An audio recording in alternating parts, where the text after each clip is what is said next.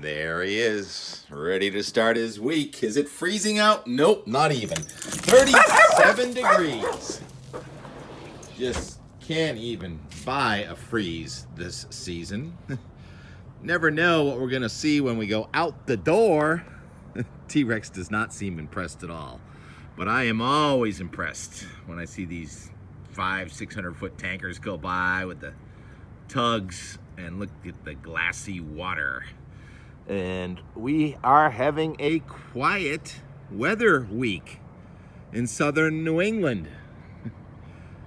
You could have never convinced me of that a week ago when I saw all the ingredients on the map.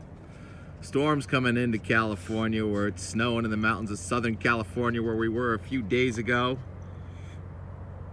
Near San Diego. Trough in the southwest. Ridge in western Canada. Yet we're forecasting quiet weather in Boston this week. Ducks. I hear hunters every morning, it seems, even before the sun comes up, shooting at ducks. I think that's what they're shooting at anyway. There's a high cloud up there. We have three fronts in the eastern United States. The subtropical front off the southeastern United States. The what was an Arctic front, now polar front, right over central New England. Yeah, there's a front right over us right now, even though it's calm, with sunshine through high, thin clouds.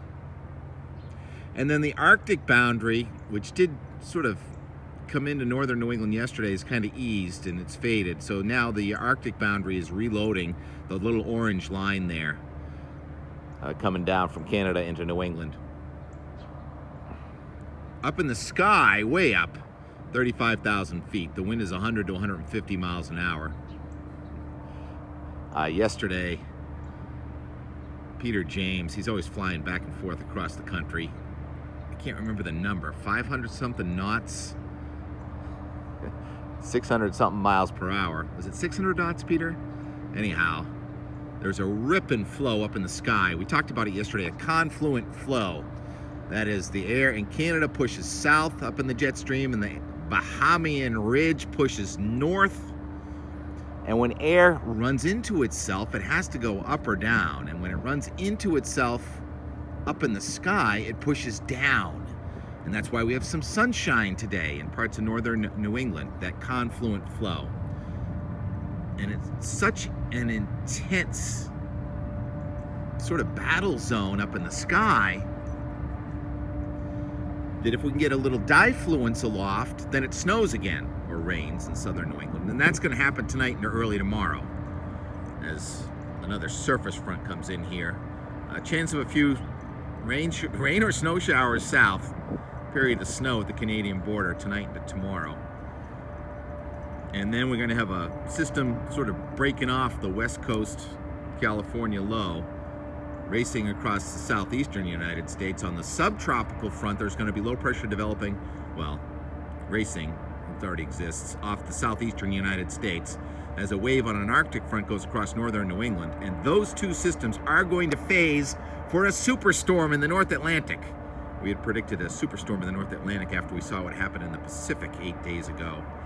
This weekend, a 939 low between Greenland and northeastern Canada, way up there, and we are going to be on the receiving side of the southern end of that storm, which will be the coldest air of the entire winter, coming in here for about 18 hours, Friday into Saturday. There'll be a few spots in central and northern New England on Saturday that don't even get to zero for a high temperature. Don't cancel your plans based on a weather forecast. Don't say, I'm not going skiing, because it's going to move in and out so fast. Maybe back to the 20s by Sunday afternoon. Such is the nature of the polar vortex. It's a huge sort of almost like winter tornado up in the sky, and it comes in and goes out really fast a lot of times. The cold is not going to hold. On the backside of it, we may end up with some snow around parts of southern New England or rain late in the weekend. Other than that, I'm just going to watch for subtleties. You know, I didn't think it was going to rain at my house yesterday. Euro said no rain for 14 days. Yeah, we got a tiny bit. Should I go and see if there's anything over there? I gotta pull my rain gauge in anyway, because it is gonna get cold enough that if anything happens to fall in it, it will turn to ice this week. I can't believe I'm walking down these steps and they're not even frosty. Did we measure something yesterday? Yeah, we did. 0.02, I could almost call it 0.03.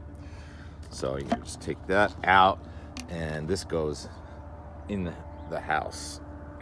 0.03 of rain. So that was kind of a surprise. Euro said nothing for 14 days, so we might do that with some snow. And also some ocean effect snow with that cold air. Look, not only is there a storm there, look at this again. This is for Saturday. You get that 939 low, 1044 high, but the high is going to end up going right over us Saturday night.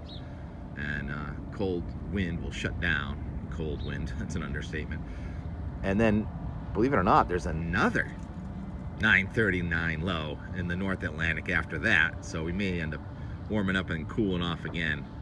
February is a volatile month, last month of winter.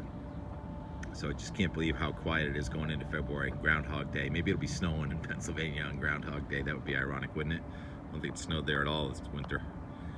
All right, a couple of shenanigans from yesterday. Hitting the road. Tomorrow morning, going to be reporting from a ski slope, finally.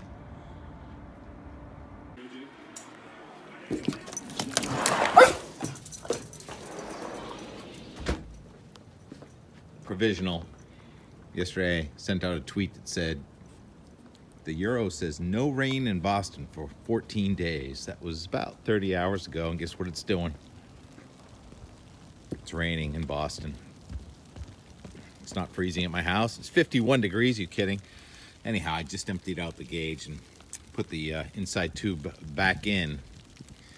Picked up about 2.16 while we were away. Not thinking it's going to be much, but they said to expect surprises. This is surprise number one. It's raining. Oh, and the Eagles are tied 7-7.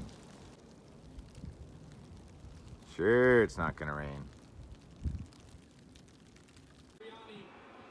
Nola, call the fire department. We got a cat stuck in a hole. That's not funny. I think it's hilarious. Janet, the cat can turn around in 2 seconds. Jeez. I'll give him that. It's hilarious. He's like, oh my god, I got stuck on my tail to get out of here. Not just video. No, you're the only one missing. Bad mistake by San Francisco dropping the ball. Yes. It was so close like 2 seconds ago. No, what happened?